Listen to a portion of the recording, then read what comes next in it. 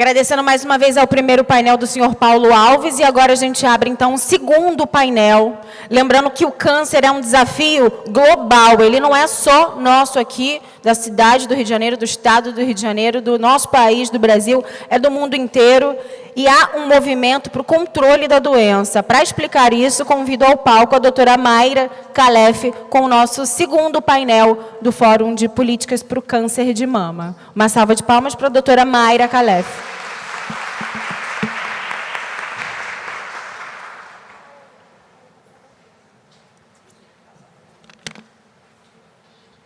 Bom dia. Bom dia.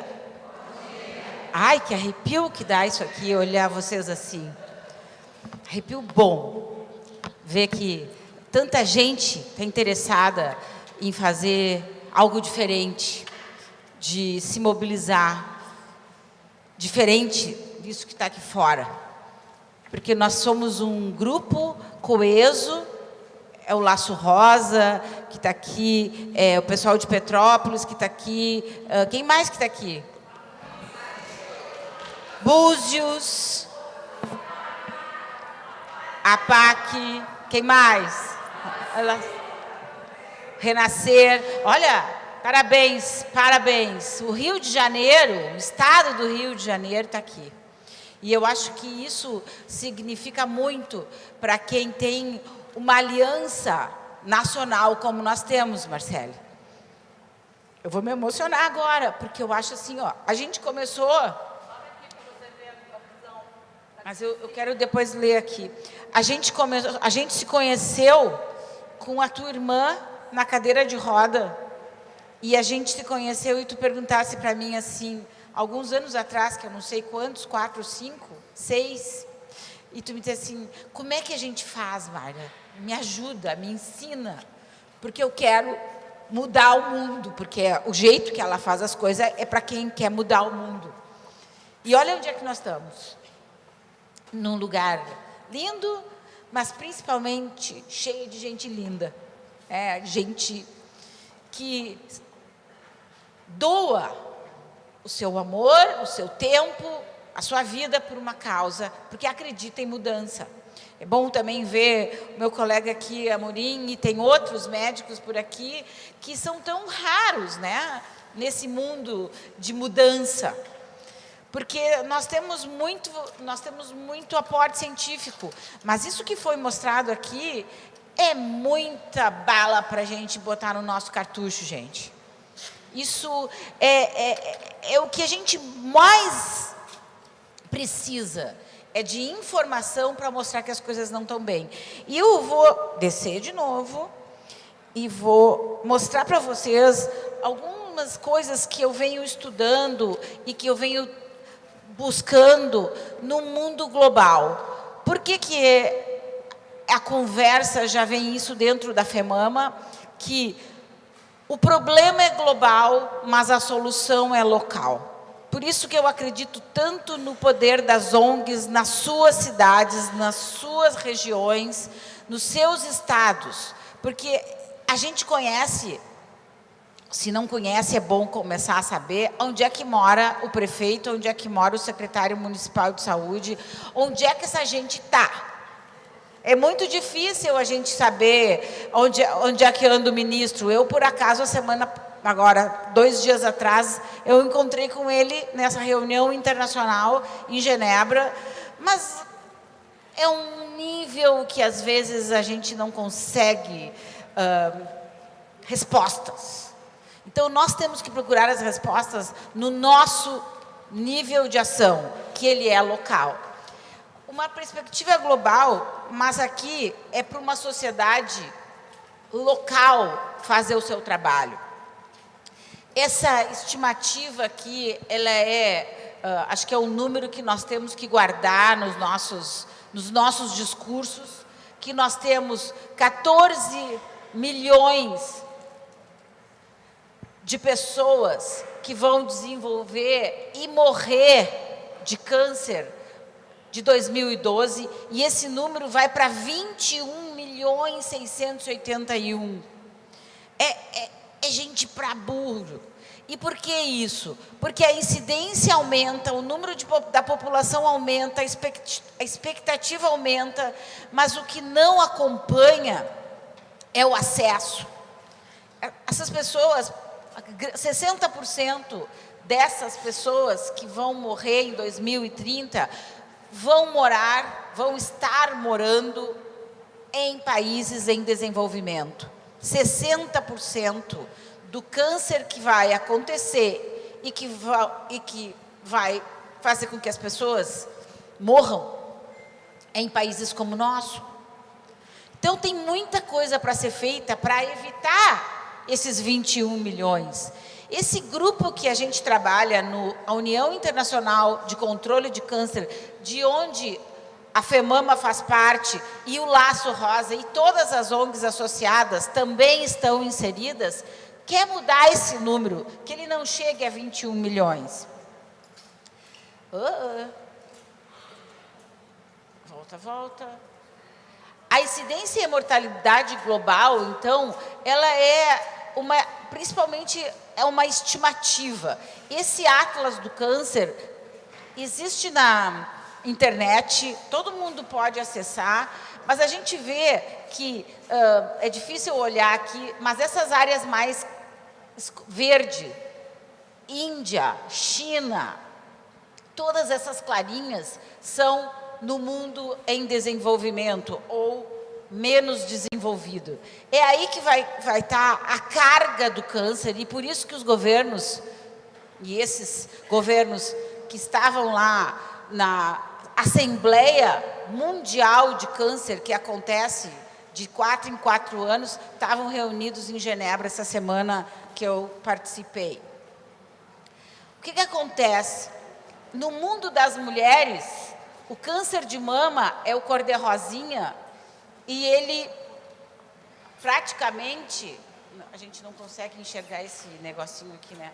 Ele praticamente está em todas as regiões, mas ainda o colo de útero na África, no Peru, aqui na América Latina, tem muitos países que ainda sofrem de um câncer totalmente curável, que é o câncer de colo de útero. Nós também temos no Brasil, algumas regiões do Brasil que também têm muito câncer de colo de útero, que é uma doença totalmente prevenível. É diferente do que mama. Mama, a gente fala muito em prevenção, mas na verdade nós estamos falando em prevenção de morrer da doença. Nós estamos falando em detecção precoce, nós estamos falando em fazer com que as mulheres tenham um maior acesso e mais rápido, e talvez não esperar todo aquele tempo que a Datafolha acaba de mostrar. Um grande problema ainda é os cânceres da área de, vamos dizer assim, de hábitos, né? Então, nós estamos falando de cigarro, estamos falando de cânceres ligados à obesidade, a sedentarismo, fatores de risco que podemos mudar. Talvez mudando hábitos, que hoje em dia a gente inclui isso nas doenças não comunicáveis. Mudando esses hábitos, talvez a gente consiga impactar no número de casos e no número de mortes que eu chamei a atenção naqueles 21 milhões. A maior incidência e mortalidade entre mulheres certamente é mama, e a estimativa é muito alta. Então, a estimativa global é de 43,3 por 100 mil mulheres, com 12,9, um terço, um pouco menos de um terço, um quarto, morrendo ainda da doença. Mas esse número, esse cor-de-rosinha aqui de baixo, ele vai crescendo conforme o país é subdesenvolvido. Por exemplo, em alguns países chega a ser a metade dos casos. Aqui no Brasil, é um terço dos casos ainda vem a falecer de uma doença que eu há pouco falei, de uma doença que tem cura. São raros os casos, por exemplo, nos Estados Unidos, a chance que eles já colocam é de 95, 97% de cura, tendo 3 a 5% de casos que eles não sabem como lidar, ou que o mundo não sabe ainda como lidar. Mas é diferente do que nós temos aqui. Nós até sabemos como lidar com praticamente a grande maioria, só que nós não temos, então agora eu estou falando do ponto de vista dos profissionais de saúde, nós não temos a chance de chegar a tempo para que aquela pessoa não venha a morrer da doença. Essa eu acho que é a maior frustração e o incentivo para que pessoas como nós trabalhamos em ONGs e somos totalmente cara e representantes de grupos de pacientes, porque essa é a coisa que mais nos choca. A gente vê uma paciente no consultório que já perambulou 3, 4, 5, 6, 7, 8 meses e dá aquela dor quando a gente bota a mão, quando eu sou mastologista, quando a gente recebe o anátomo patológico, quando a gente recebe os exames de estadiamento e já está fora da mama. Não que não tenha muito o que fazer, cada vez mais temos o que fazer. Antes, uma doença metastática, que a gente tinha uma expectativa que ela vivesse de meses, agora são muitos anos. E nós temos pessoas, tanto eu quanto certamente o Dr. Amorim, temos pessoas que surpreendem todas as estatísticas, que estão 15, 20 anos viva com doença metastática. Então, já não é mais uma sentença de morte, mas não vai ser isso para aquelas pessoas que não sabem o tipo, se acham que sabem, como diz a pesquisa, mas elas não sabem nem o tipo, nem que remédio estão tomando, nem o que elas têm que fazer. Então, eu proponho que uma das coisas que a gente tem pela frente, aqui como grupos organizados de pacientes, é que a gente talvez tenha que fazer realmente, botar uma barraca na frente dos lugares, com uma porta aberta, para que as pessoas que estejam ali naquela fila, ou naquela expectativa, que a gente possa informá-las melhor do que está acontecendo. Não estou falando que a gente tem que interferir no que o médico está dizendo, mas a gente tem que tirar essa paciente da zona de conforto, que às vezes ela se sente, só por estar na fila, eu vou ter, então, chance de cura. E que não é verdade. A gente, às vezes, tem muita dificuldade de conseguir que uma paciente fale com a mídia, que uma paciente dê um depoimento, porque ela está na fila e ela tem medo de ser perseguida e tirarem ela da fila. Até isso a gente tem problemas, às vezes, para quando a gente precisa denunciar. A mortalidade, esse aqui é um gráfico, que é o gráfico mais atual que a gente tem, mostrando, claro que a gente tem sempre expectativa a todo ano, o INCA libera expectativa de novos casos, expectativa quantas mortes, mas na verdade, quando a gente vai olhar na literatura, nós temos 14.388 mortes confirmadas em 2014, e isso é crescente ainda na grande maioria dos estados. Existem alguns lugares no Brasil que já mostram uma diminuição da curva, mas porque ali existem ações específicas. Um dos lugares que eu chamo a atenção é Goiânia, que já mostra uma tendência de queda, Caxias do Sul, no Rio Grande do Sul, mas isso é graças a muitas ações, a muita vontade política para que isso mude. Primeira vez que eu falei no tema do nosso fórum, política, política pública, política de saúde. É isso que nós estamos fazendo aqui. E é por isso que a gente precisa de informação. Esses dados, toda essa aula vai estar disponível aqui para quem quiser, junto com o pessoal do Alaço Rosa. Nós precisamos de informação. Sem informação nós não conseguimos fazer advocacy, nós não conseguimos ser os defensores da causa. Num painel global de registro de câncer de alta qualidade e registro de óbito completo de alta qualidade, a gente vê um descaso para o registro.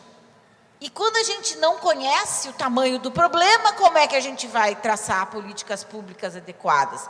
Então, eu vou só mostrar aqui que, de acordo com a União Internacional de Controle de Câncer e o IARC, que é esse órgão que publica esse atlas, esses são os números.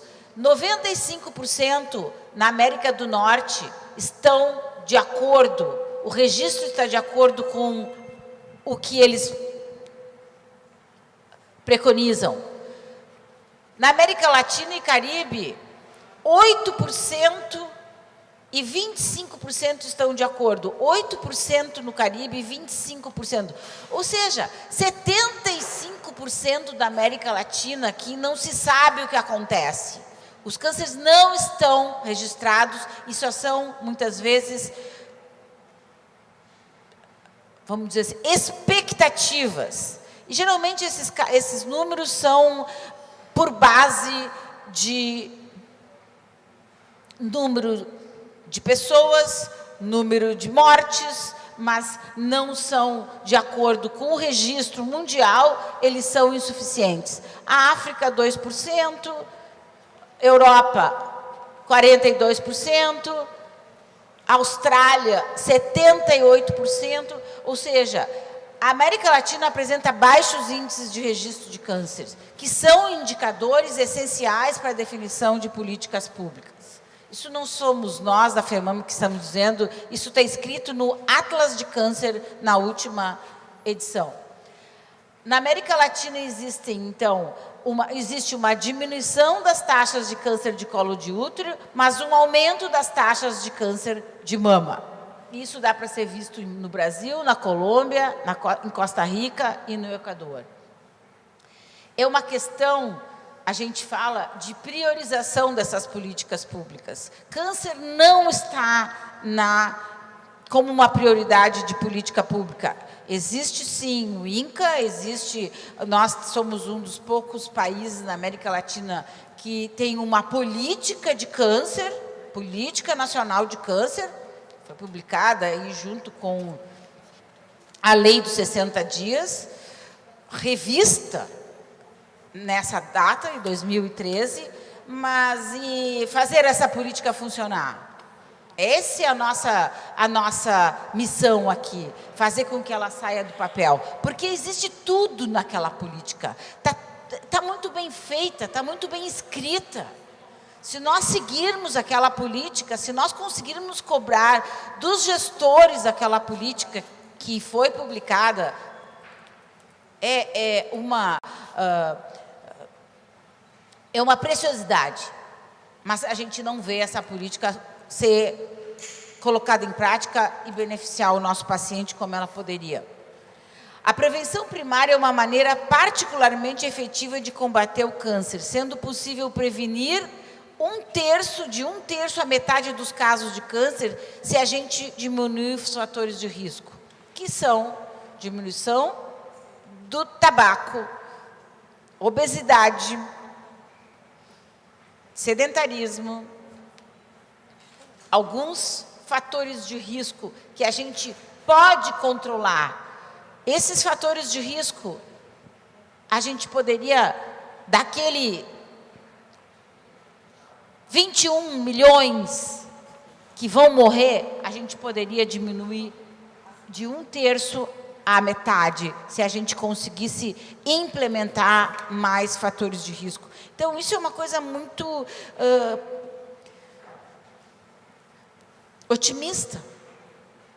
Se nós nos engajarmos nessas campanhas das doenças não comunicáveis e tentar fazer com dentro da nossa casa isso aconteça, na nossa comunidade isso aconteça, nós vamos estar contribuindo para esses números também diminuírem. Atuação colaborativa, e é por isso que eu aceitei, vindo de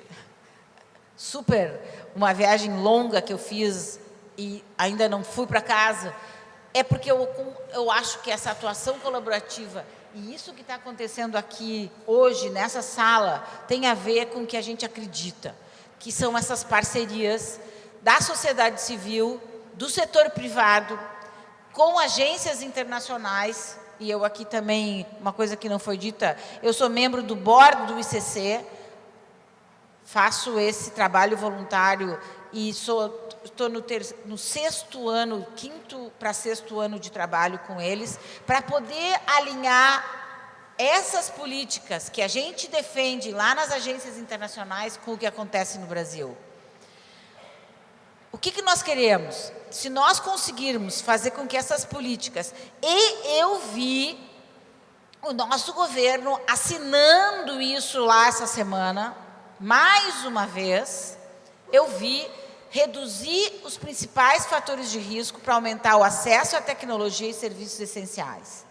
Nós podemos cobrar, o nosso ministro estava lá, o Brasil foi um dos primeiros que falou e se comprometeu. Então, acho que isso é uma coisa importante de vocês saberem como isso acontece.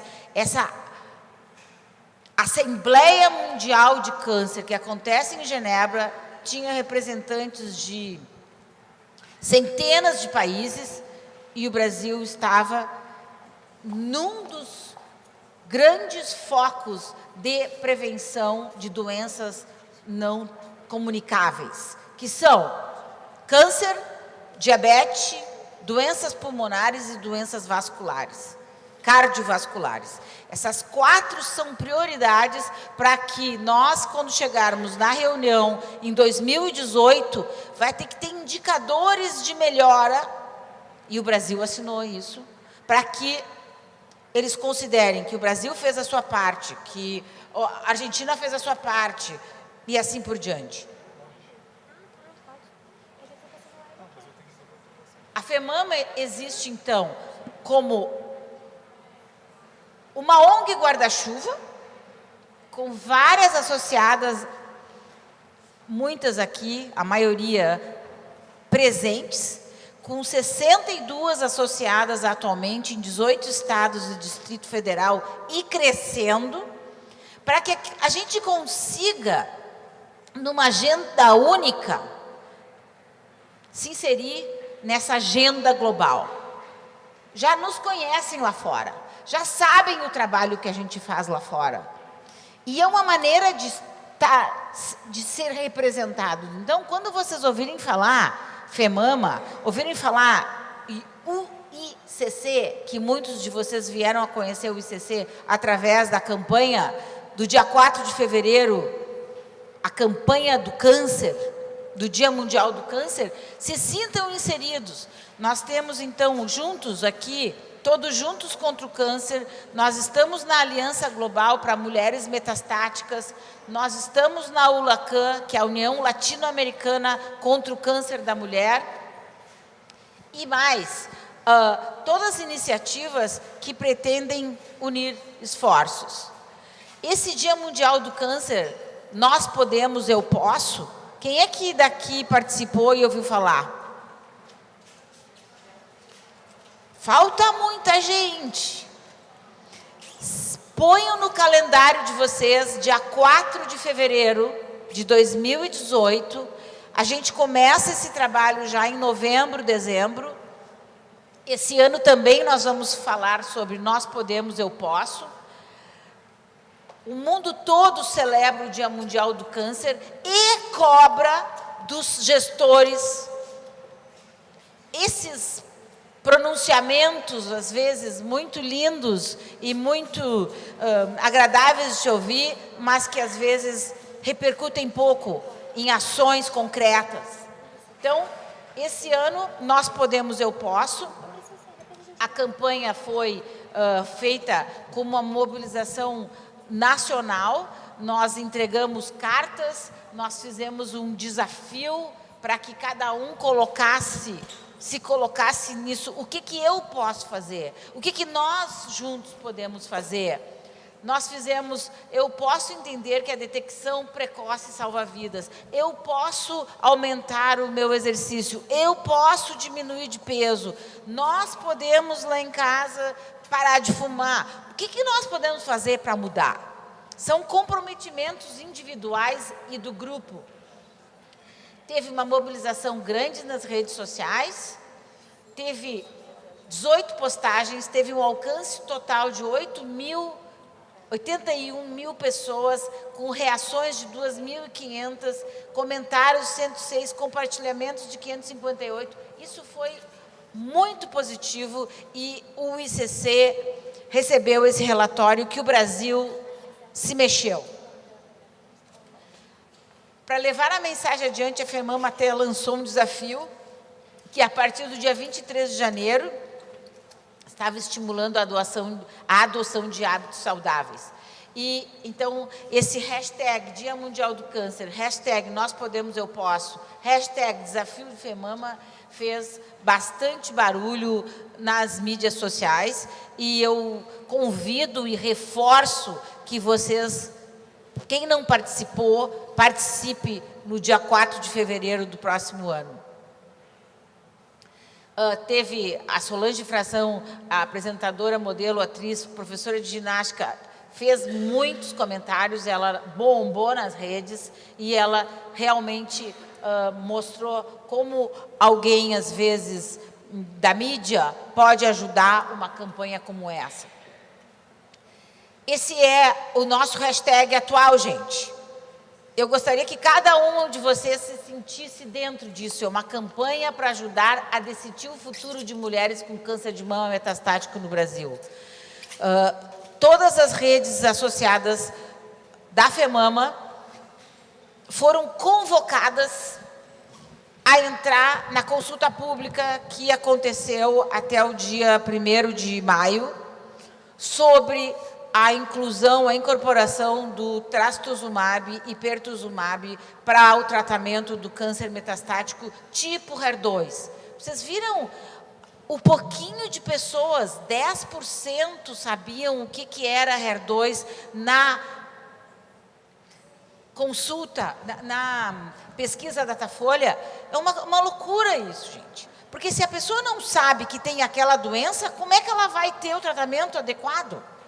As pessoas geralmente sabem, eu sei, aquele remédio vermelho, aquele branco. Vocês têm que exigir dos médicos de vocês e ensinar as pacientes a exigir um relatório, que vocês têm que andar com aquilo na bolsa. Acontece alguma coisa, vocês vão para uma emergência, vocês vão para algum outro lugar de atendimento, vocês não sabem nem o que vocês estão tomando. Então, dizer isso, que isso é um compromisso do paciente, exigir uma lista de quanto está tomando e qual é o seu esquema terapêutico. Isso vocês não vão estar ofendendo nenhum médico ou nenhuma enfermeira, vocês vão estar participando do seu tratamento. Por isso, vocês vão ouvir falar muito nisso. Pacientes no controle. Na nossa visão, é a única maneira de fazer com que essa medicina ande mais dentro de protocolos e dentro da linha. Essa foi uma mobilização enorme que foi feita pela primeira vez dentro da nossa organização para uma consulta pública específica. Nós fizemos para promover participação popular, para a gente saber como a gente pode ajudar na decisão, como paciente, como familiar, como ativador, como defensor de uma causa. Nós temos que reunir informações, nós temos que buscar ferramentas gratuitas na internet, nós temos que se organizar com recursos de comunicação. Tudo isso, às vezes, é muito caro, mas usem as ferramentas que a FEMAMA já dispõe para terem voz. Entenda, nós tivemos uma call to action que essa palavra é inglesa, mas quer dizer assim, é um grito de guerra, call to action. Quando vocês ouvirem isso, a gente tem que dizer, é um grito de guerra, que a gente tem que entender, responder, contribuir e espalhar. Ponham isso lá, copiem, fotografem, por favor, fotografem isso aqui. Isso aqui é o jeito que a gente tem que agir daqui para frente. Nós temos que entender sobre o assunto, responder de uma maneira que está sendo solicitado, contribuir e espalhar. É assim que a gente fez a mobilização para a consulta pública, como a gente fez esse ano. Mais de 2.000 visitas no hot site, mais de 90.000 pessoas impactadas na fanpage da FEMAMA, mais de 800.000 pessoas impactadas pela imprensa, 116 mulheres responderam à pesquisa online, ou seja, elas vieram espontaneamente responder uma pesquisa. Participação expressiva com maior número de páginas de contribuições técnico-científicas e o terceiro e quarto maior número de páginas de contribuições de experiência e opinião neste tipo de consultas. Olha, realmente foi um sucesso. A decisão sobre a inclusão do tratamento ainda não foi tomada pelo Ministério da Saúde e nós estamos de olho, porque já temos, se for positiva, se vier incorporação dessas duas drogas, nós vamos comemorar muito. Se não vier, nós vamos incomodar muito. Já temos o plano A e o plano B. Obrigada, gente, por confiar na FEMAMA, por confiar em mim, por me trazer aqui.